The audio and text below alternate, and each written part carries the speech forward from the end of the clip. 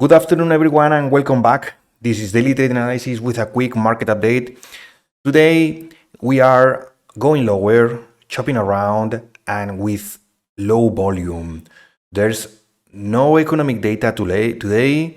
We should wait to tomorrow for building permits and housing markets data.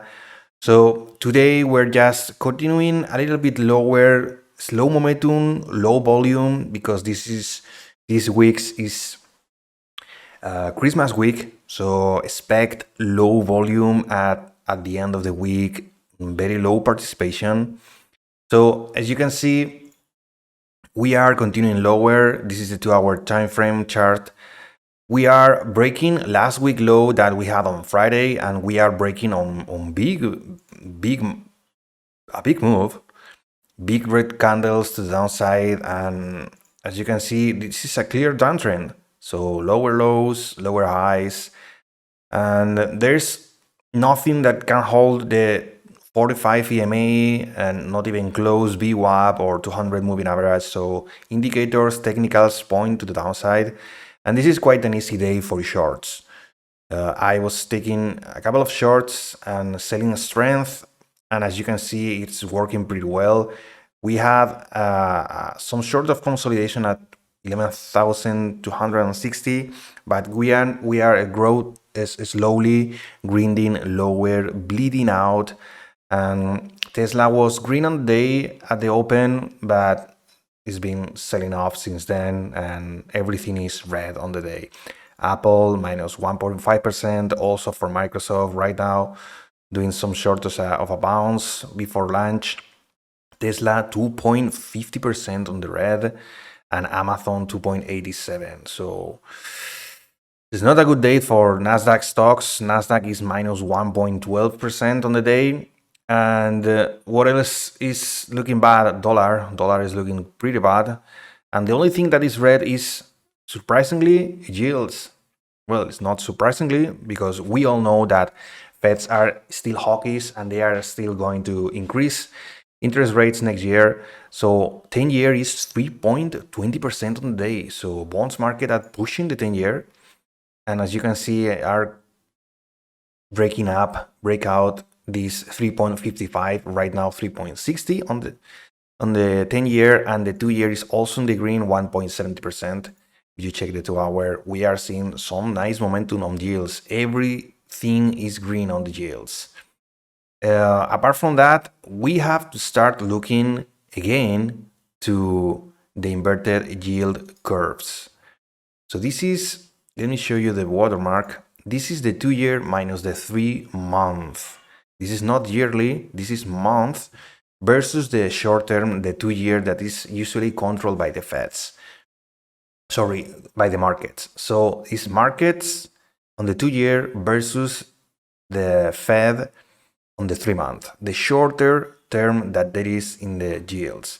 As you can see, we are barely holding this 0%, and I think throughout the end of the year and starting next year, we will slowly see how this inverted yield curve goes deeper and deeper into the inverted phase. So if we check the longer time frames, they are already very deep in the inversion curve. The 10-year minus the 3 months is very, very inverted. As you can see, it's a small pullback here, small bounce, but the 10-year is looking pretty bad. And if we check the 10-year minus the 2-year, the 0 is up here.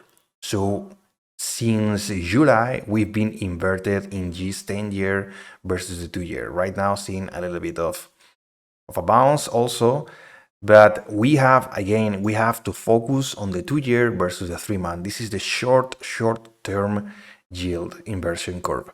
So what is the meaning of this?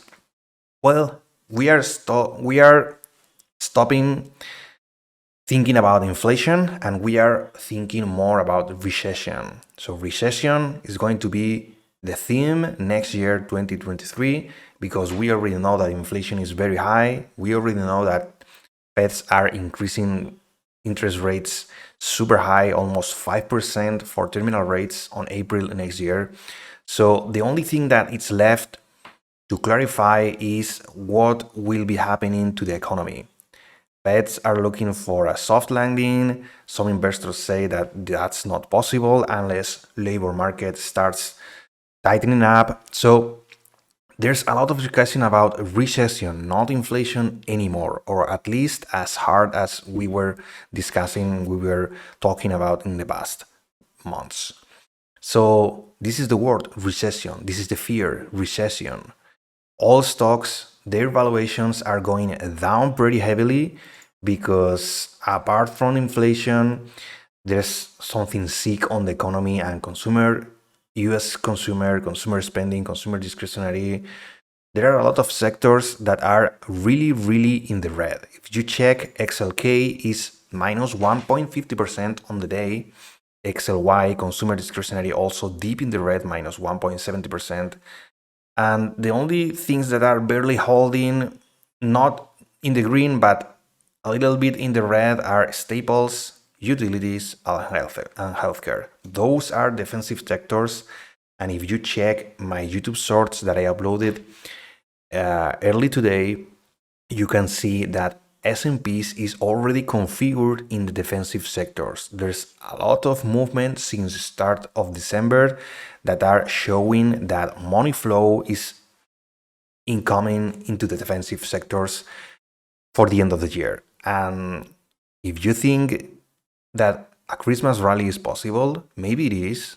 Anything can happen, but in my opinion, there's already big money started to be defensive and already taking this year conservatively and just waiting for next year for new moves. So manage your expectations if you are bullish, if you are long, because you have to trade the market you are in, and if you check, everything is red.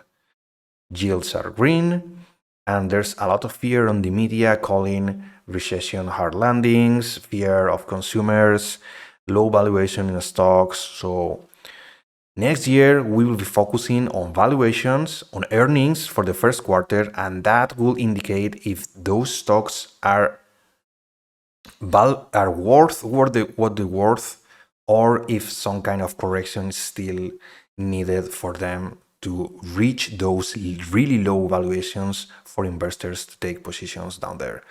So the economy will be saved for sure, but at what point? When is the key?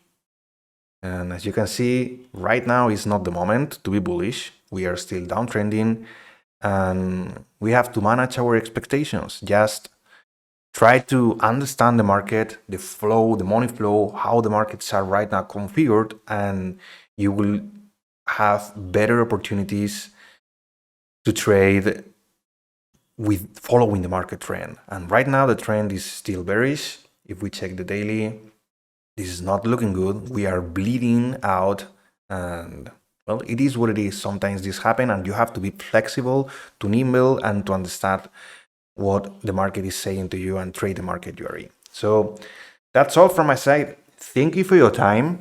If you have any questions, you can comment down below. As always, if you found this video useful, please remember to click the like button and subscribe to the channel to receive notifications when I upload new videos. Remember that I upload new videos every single day for market forecast, market updates, and market recaps. I appreciate your time, and see you in a couple of hours with the market recap. Remember, the trading day is not over yet. We are seeing red across the board as usual these last couple of days, last week, and the trend is quite clear. So follow the trend if you want, or just wait for better opportunities if you are bullish on the day. Be disciplined, manage your risk, and stay safe everyone, and see you later.